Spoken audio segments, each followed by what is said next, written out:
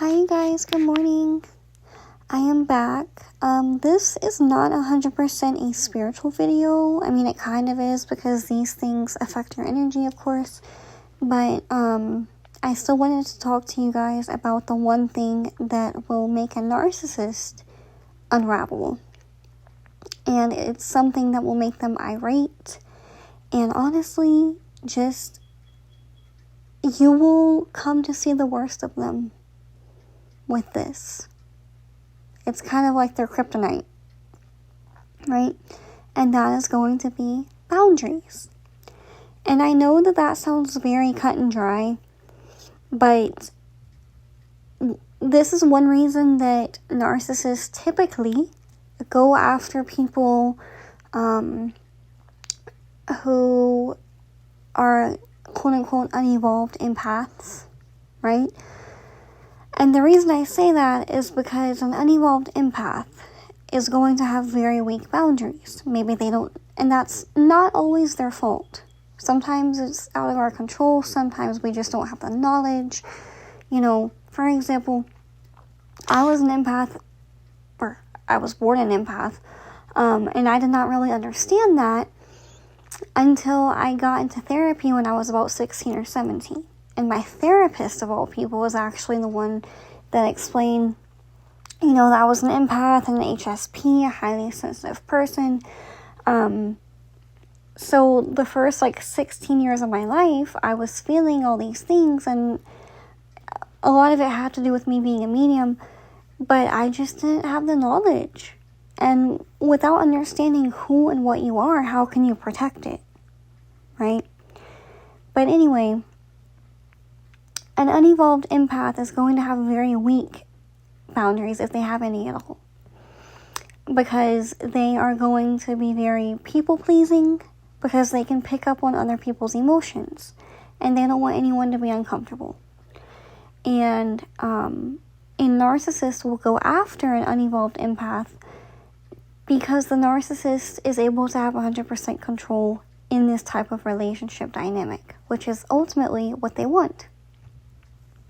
Because the empath is going to go along with whatever the narcissist wants, suggests, requires, expects, etc. And when you have boundaries, one of two things are gonna happen with these people, okay? Number one, and I've told you guys before, there's different levels to narcissism. There's the dark triad, there is the mild narcissist, as I call it, to the more extreme, and then you get into perhaps sociopathy and psychopathy, which gets very dark. But either they are going to run away entirely, and they will, rest assured that they will act like you're the problem. They will act like you're crazy, like you expect too much, like something's wrong with you, they'll ghost you. They'll just basically gaslight you, because narcissists love gaslighting, right? Or you put up those boundaries and they are going to poke at them.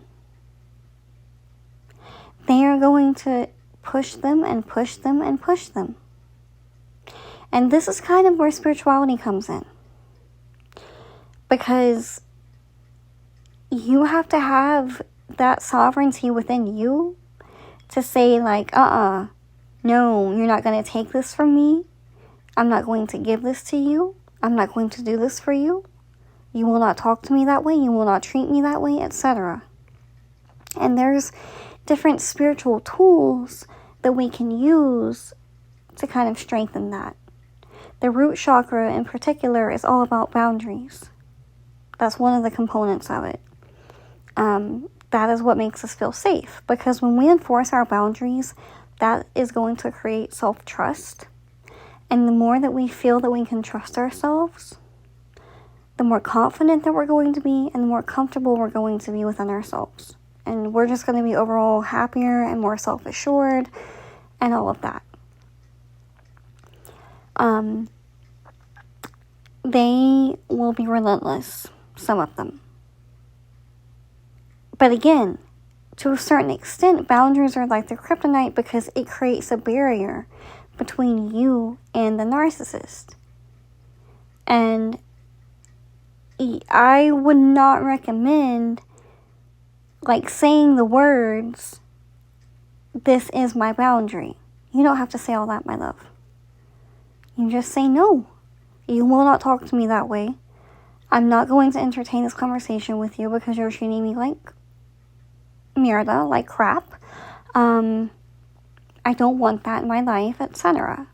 Because the minute you start talking about boundaries and you use that B word, they are going to use that and try to flip it around on you. They will start researching everything that can be researched about boundaries. And then a week later, you'll be standing up for yourself because of something that they started. And then they'll start stonewalling you and calling it boundaries. Any type of therapeutic or self-help tool that these people get their hands on, they will twist it and manipulate it to their sick-ass agenda. Ask me how I know. It's what they do. There are a lot of narcissists in therapy in 2024, almost 2025. And they are weaponizing that knowledge.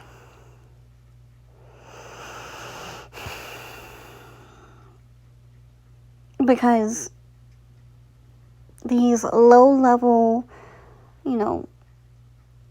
dirty entities that possess these people are always going to find the quote-unquote good knowledge and try to use it for the worst of reasons and try to use it against us.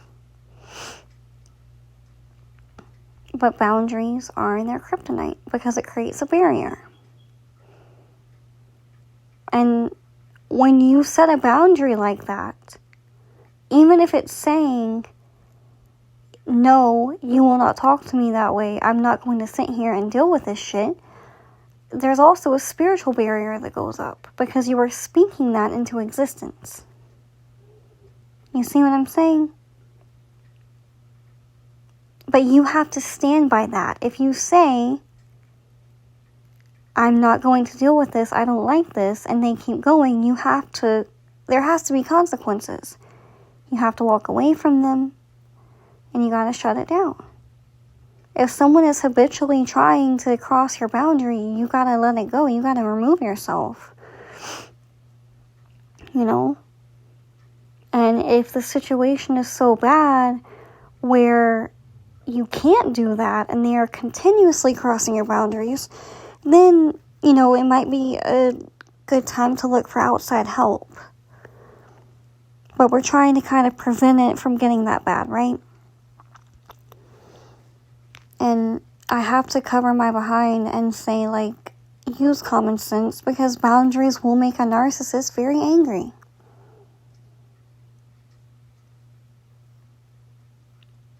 You have to protect yourself. You have to look out for your safety at all times. So if you know that you saying this is going to make this person lose their shit, maybe do it in a Walmart parking lot. Or outside where other people can hear you. Or in a public place.